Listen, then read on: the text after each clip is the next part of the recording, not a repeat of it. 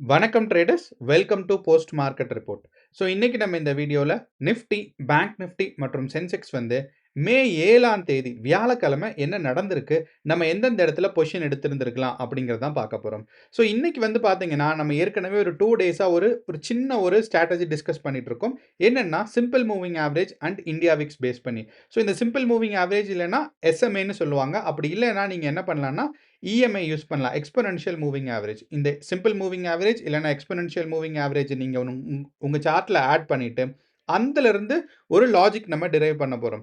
அந்த logic base பண்ணி நம்ம என்ன பண்ண போறோம்னா, இந்தியா விக்ஸ ஒரு ரெஃபரன்ஸ் பாயிண்ட்டா எடுத்துட்டு, நமக்கு வந்து கால் ஆப்ஷன், அதாவது ஒரு லாங் பொசிஷனோ இல்லைனா ஷார்ட் பொசிஷனோ வர்றதுக்கான வாய்ப்பு இருக்கா அப்படிங்கிறத பார்க்க போறோம். ஸோ நமக்கு இப்போ வந்து சார்ட் முடிஞ்சிருச்சு. ஸோ அப்போ நம்ம சார்ட்டை ரீப்ளே பண்ணி நம்மளோட லாஜிக்ல எங்கேயாவது வந்து நமக்கு பொசிஷன்ஸ் கிடைக்குதா இல்லையா, அதிலிருந்து என்ன தெரிஞ்சுக்கலாம் அப்படிங்கிறதெல்லாம் பார்ப்போம். இதில் இந்த ஒரு ரீவைண்டிங், அதாவது இது வந்து ஒரு ஒரு பேக் டெஸ்டிங் சொல்லுவாங்க, இல்லைனா நமக்கு போய் பார்க்கறதுன்னு சொல்லுவாங்க. அப்போ இந்த ரீவைண்டிங் அப்போ நமக்கு கிடைக்கிற ஒரு முக்கியமான இன்ஃபர்மேஷன் என்னன்னா, சின்ன சின்ன கான்செப்ட்ஸை தெரிஞ்சுக்கலாம். நமக்கு வந்து ஏன் இங்கே பொசிஷன் எடுக்கணும், ஏன் இங்கே பொசிஷன் எடுக்கக்கூடாதுன்னு. ஏன்னா நமக்கு வந்து லாஜிக் பில்ட் பண்ண போகிறோம். காரணம் என்னன்னா, நமக்கு ஏற்கனவே தெரியும் சார்ட் இங்கிருந்து மேலே போகலை, சார்ட் இங்கிருந்து கீழே போகலைன்னு வரும். அப்போ இங்கே கீழே போகாதுக்கு ஒரு லாஜிக் நம்ம ரெடி பண்ணணும். அந்த லாஜிக் தான் இப்போ நம்ம பார்க்க போகிறோம். ஸோ இப்போ நம்ம சார்ட்டை ரீவைண்ட் பண்ணி பார்க்கும்போது நமக்கு என்ன ஒரு கான்செப்ட் டெவலப் ஆகும் அப்படின்னா, இந்த ஃபியூச்சரில் நமக்கு வந்து லைவ் சார்ட் பார்க்கும்போது ஓகே, இந்த சுச்சுவேஷன்ஸ் நம்ம ஏற்கனவே பார்த்துருக்கோம். அப்போ இந்த மாதிரி நடக்கும்போது மார்க்கெட் வந்து கீழே போகாது அப்படிங்கிறது நமக்கு தெரிஞ்சுக்க வரும். ஸோ இதை தான் வந்து பார்த்தீங்கன்னா நம்ம பண்ணுறோம். அண்ட் அடிஷ்னலாக ஒரே ஒரு இன்ஃபர்மேஷன் யூஸ் பண்ணுவோம். என்னன்னா வால்யூம். ஸோ என்ன பொறுத்தளவு வால்யூம் தான் வந்து பார்த்தீங்கன்னா மார்க்கெட்டில் ப்ரைஸ் ஆக்ஷன் எவ்வளவு இம்பார்ட்டண்ட்டோ, மற்ற டேட்டாஸ் எல்லாம் இம்பார்ட்டண்ட்டோ, ஈக்குவல் இம்பார்ட்டன்ஸ் பார்த்தீங்கன்னா வால்யூம்க்கு இருக்குது. அப்போ நம்ம வந்து கேண்டிலோட வால்யூமும் சேர்த்து தான் கவனத்தில் பார்க்கணும், நம்ம ஒரு சார்ட்டை பார்க்கும்போது. ஸோ இப்போ வால்யூம் ஆஃப் த கேண்டில் வந்து ரொம்ப ரொம்ப இம்பார்ட்டண்ட்டாக இருக்கும். ஸோ இன்னைக்கு வந்து நம்ம தான் யூஸ் பண்ண போகிறோம். ஸோ தட் நம்ம வந்து ரீப்ளே பண்ணி பார்க்குறதுக்கு நான் ட்ரேட்வியோட ஃப்ரீ அக்கௌண்ட் யூஸ் பண்ண போகிறதில்ல.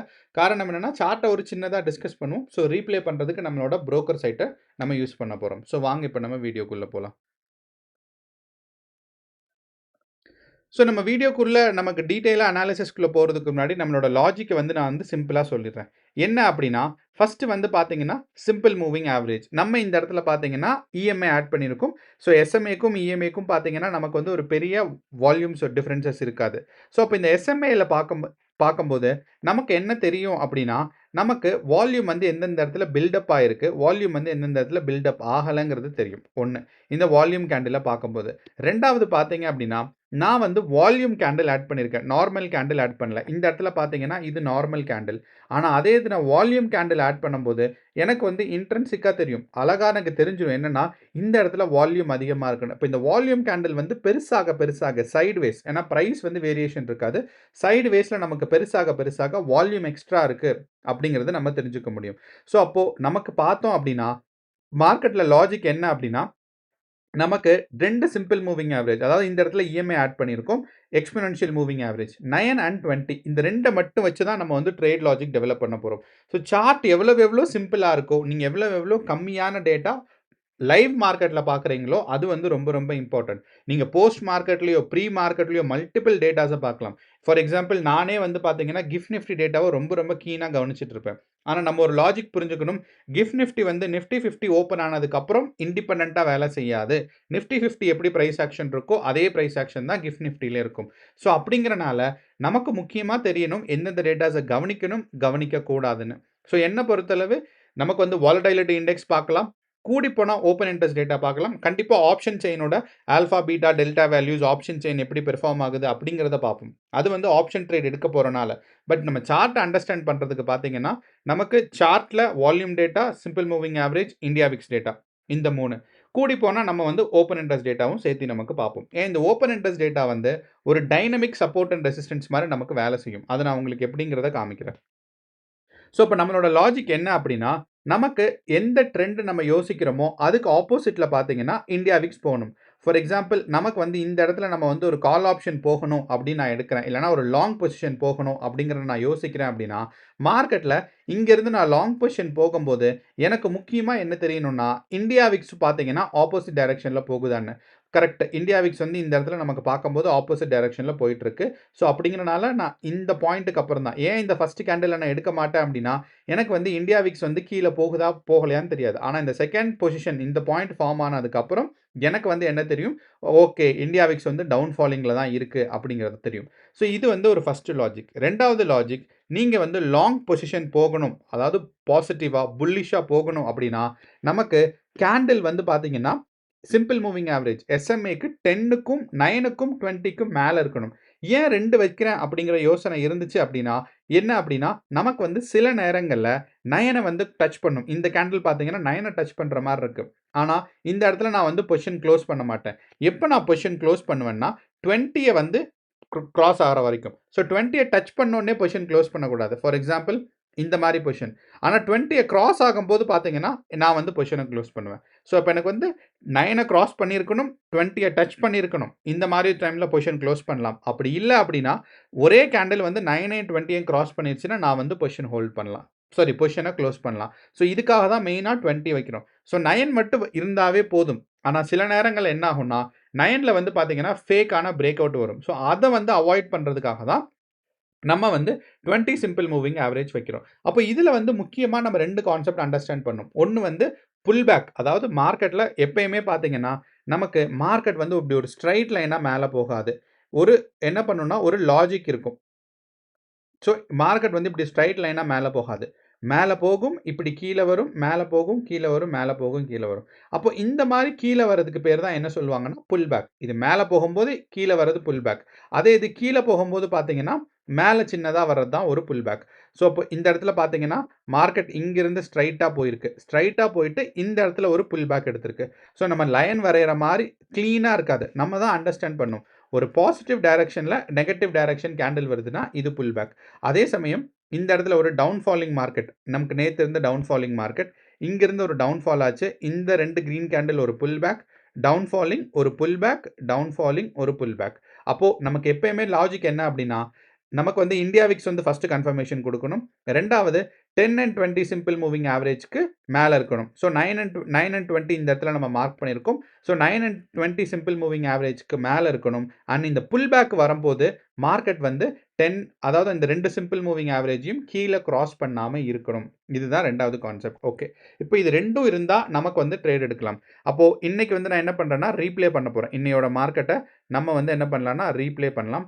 ஸோ இந்த இடத்துல பார்த்தீங்கன்னா, நான் வந்து ரீப்ளே ரெடி பண்ணி வச்சிருக்கேன்.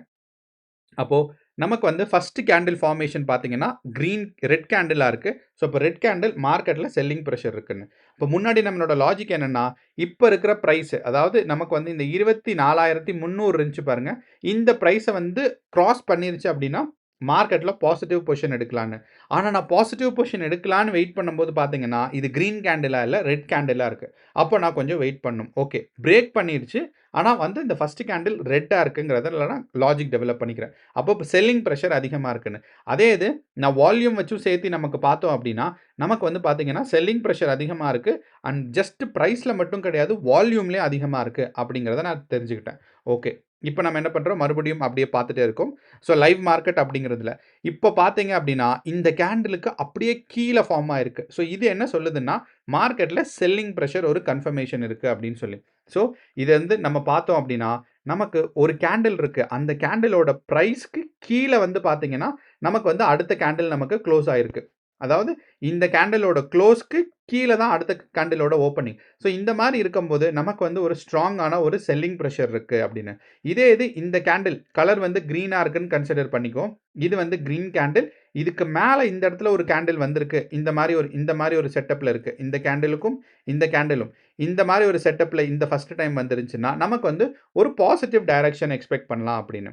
இப்போ நம்ம என்னன்னா, டைம் ஃப்ரேம ஞாபகம் வச்சுக்கணும். நம்ம பார்த்துட்டு இருக்கிறது 3 மினிட்ஸ் டைம் ஃப்ரேம்.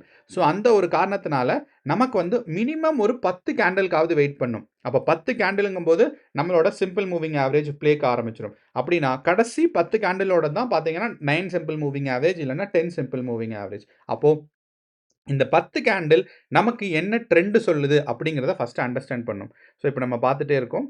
ஸோ அடுத்து இப்போ 3 கேண்டில் ஃபார்ம் ஆயிருக்கு. இந்த இடத்துல பார்த்தீங்கன்னா, ஒரு டவுன் ஃபாலிங் அதுக்கப்புறம் ஒரு புல் பேக். கீழ வந்துச்சு, இந்த இடத்துல ஒரு புல் பேக். ஸோ இதுதான் நம்ம சொல்றோம். ஸோ மார்க்கெட்ல ஒரு டவுன்ஃபால், சின்னதா ஒரு புல் பேக் இந்த கிரீன் கேண்டில். அதுக்கு அடுத்து என்ன நடக்க போகுதுன்னு ஆக்சுவலி லைவ் மார்க்கெட்ல நமக்கு தெரிஞ்சிருக்காது. ஸோ அப்போ பார்த்தோம்னா, மார்க்கெட்ல அந்த இடத்துல பார்த்தீங்கன்னா, ஒரு கன்சாலிடேஷன் ஃபேஸ். இங்க நம்ம முக்கியமா கவனிக்கணும். புல் பேக்குக்கு அப்புறம் ஒரு ரெட் கேண்டில் வந்துச்சு. ஆனா, அடுத்து இந்த ரெட் கேண்டிலுக்கு பக்கத்துல பார்த்தீங்கன்னா, என்கல்ஃபிங் கேண்டில். அதாவது ஒரு கேண்டில் இருக்குன்னா, அந்த கேண்டில் அப்படியே சாப்பிடுற மாரி இன்னொரு கேண்டில். அதுதான் பார்த்தீங்கன்னா, என்கல்ஃபிங் கேண்டில். இந்த கேண்டிலோட ஹையஸ்ட் வால்யூம் போயிருக்கு. கிரீன் கலர்ல போயிருக்கு. இப்ப நமக்கு முக்கியமா என்ன தெரியணும்னா, மார்க்கெட்ல இந்த இடத்துல நீங்க லாங் பொசிஷன் எடுக்க முடியாது. எப்ப நம்ம எடுக்கணும் அப்படின்னா, ஏன்னா இங்கிருந்து தான் பிரைஸ் ரிஜெக்ஷன் நடந்திருக்கு. அப்போ இந்த பிரைஸ கிராஸ் பண்ணதுக்கு அப்புறம் தான் நம்ம வந்து கால் ஆப்ஷன் எடுக்கலாங்கிறதே யோசிக்கணும். ஏன்னா இதுவரைக்கும் ஒரு கன்சாலிடேஷன் ஃபேஸ். ஏன்னா மார்க்கெட்ல இந்த இடத்துல நமக்கு ஒரு கன்சாலிடேஷன் ஃபேஸ் இருக்கு. அப்போ இந்த கன்சாலிடேஷன் ஃபேஸ்ல இருந்து நமக்கு வந்து ஒரு ரெக்கவரி ஆகணும் அப்படின்னா, நமக்கு வந்து மார்க்கெட்ல என்ன பண்ணணும்? மினிமம் இந்த பிரைஸ் லெவல் வரைக்குமாவது நம்ம வெயிட் பண்ணணும். ஸோ அப்படி நம்ம பார்த்தோம் அப்படின்னா, மார்க்கெட் வந்து பார்த்தீங்கன்னா மேல போச்சு, ஒரு புல் பேக் எடுத்துச்சு. Okay, good sign. அதுக்கப்புறம் இப்ப வந்து பார்த்தீங்கன்னா, நமக்கு வந்து 10 அண்ட் 20 சிம்பிள் மூவிங் ஆவரேஜ்க்கு மேல போயிருச்சு. ஆனா நம்மளோட பிரைஸ் ஆக்ஷன் ஏன்னா இந்த பாயிண்ட் தானே நமக்கு இன்னைக்கு காலையில ஃபர்ஸ்ட் கேண்டில்ல பிரைஸ் ரிஜெக்ட் ஆச்சு. அப்போ இந்த பிரைஸ் ரிஜெக்ஷன் பாயிண்ட்லேருந்து மார்க்கெட் மேலே போனால் மட்டும்தான் நம்ம வந்து பொசிஷன் எடுக்கணும். ஓகே, பார்க்குறோம். ஸோ அப்போ போச்சு. ஓகே. ஆனால் இந்த இடம் வரும்போது நம்ம வந்து கேர்ஃபுல்லாக இருந்தோம். பார்த்தீங்கன்னா இந்த இடத்துல ஒரு புல் பேக் வந்திருக்கு. அப்போ இந்த புல் பேக் வந்ததுக்கப்புறம் ஒரு லைவ் மார்க்கெட்டில் யோசிக்கணும் என்ன அப்படின்னா, அடுத்த கேண்டில் கிரீன் கேண்டில் இதுக்கு மேலே ஃபார்ம் ஆச்சுன்னா, எனக்கு வந்து பார்த்தீங்கன்னா கிரீன் கேண்டில் மேலே ஃபார்ம் ஆகும். ஃபார்ம் ஆச்சு அப்படின்னு நான் எக்ஸ்பெக்ட் பண்ணுறேன். ஃபார்ம் ஆச்சு அப்படின்னா, நான் வந்து பார்த்தீங்கன்னா, சிம்பிள் மூவிங் ஆவரேஜ்க்கு மேல தான் இருக்கு. ஒரு புல் பேக் முடிஞ்சிருக்கு. 2வது விஷயம் என்னன்னு பார்த்தீங்கன்னா, என்னோட இந்தியா விக்ஸ் டேட்டாவும் பார்த்தீங்கன்னா, ஒரு நெகட்டிவ் டைரக்ஷன்ல இருக்கணும். இந்த இடத்துல இருக்கு. ஓகே. அப்ப இந்த இடத்துல இருக்கும்போது நமக்கு இந்தியா விக்ஸ் 1 அண்ட் 2 பார்த்தீங்கன்னா, நமக்கு வந்து ஒரு பாசிட்டிவ் டைரக்ஷன்ல இருக்கு. ஸோ அப்ப நம்ம கொஞ்சம் கேர்ஃபுல்லா இருக்கணும். அப்போ எனக்கு பிரைஸ் ஆக்ஷன வச்சு பார்க்கும்போது 10 அண்ட் 20 சிம்பிள் மூவிங் ஆவரேஜ்க்கு மேல இருக்கு. இந்த இடத்துல பார்த்தீங்கன்னா, பாசிட்டிவ் டைரக்ஷன்லேருந்து ஒரு புல் பேக் வந்திருக்கு. அப்போ இந்த அடுத்த கேண்டில் வந்து இங்க மேல ஃபார்ம் ஆயிருச்சு. அடுத்து 1ஓ 2ஓ கேண்டில் மேல ஃபார்ம் ஆயிருச்சுன்னா, நான் வந்து லாங் பொசிஷன் எடுக்கிறேன்னு. ஆனால் எனக்கு பார்த்தீங்கன்னா, அடுத்த 2 கேண்டில் பார்த்தீங்கன்னா, ஒரு ஸ்ட்ராங்கான செல்லிங் பிரஷருக்கு போயிருச்சு. ஸோ சப்போஸ் நம்ம இந்த இடத்துல பொசிஷன் எடுத்திருந்தோம். நமக்கு வந்து இந்த பிரைஸ் ஆக்ஷன் இல்லன்னா, ஒரு பிரைஸ் ரிஜெக்ஷன் பாயிண்ட்ட கவனிக்காம எடுத்திருந்தோம் அப்படின்னா, நமக்கு ஸ்டாப் லாஸ் ஹிட் ஆயிருக்கும். அப்போ எனக்கு இந்த இடத்துல பார்த்தீங்கன்னா 3, 6, 9, 10 இந்த கேண்டிலோட 10 அதுக்கப்புறம் பார்த்தீங்கன்னா 13 கேண்டில். ஸோ கடைசி 13 கேண்டில் எனக்கு என்ன சொல்லுது அப்படின்னா, மார்க்கெட்ல ஒரு டவுன் சைட் மூவ்மெண்ட் அதாவது டவுன் சைட் மூவ்மெண்ட் கூட கிடையாது. மார்க்கெட் பார்த்தீங்கன்னா, ஒரு கன்சாலிடேஷன் ஃபேஸ் இருக்கிறது நமக்கு அழகா தெரியுது. இந்த இடத்துல பார்த்தீங்கன்னா, ஒரு பாக்ஸ் ஃபார்ம் ஆயிருக்கு. அப்போ எனக்கு ஒரு ஹையர் பிரைஸ் ரிஜெக்ஷன் பாயிண்ட் கிடைச்சிருக்கு.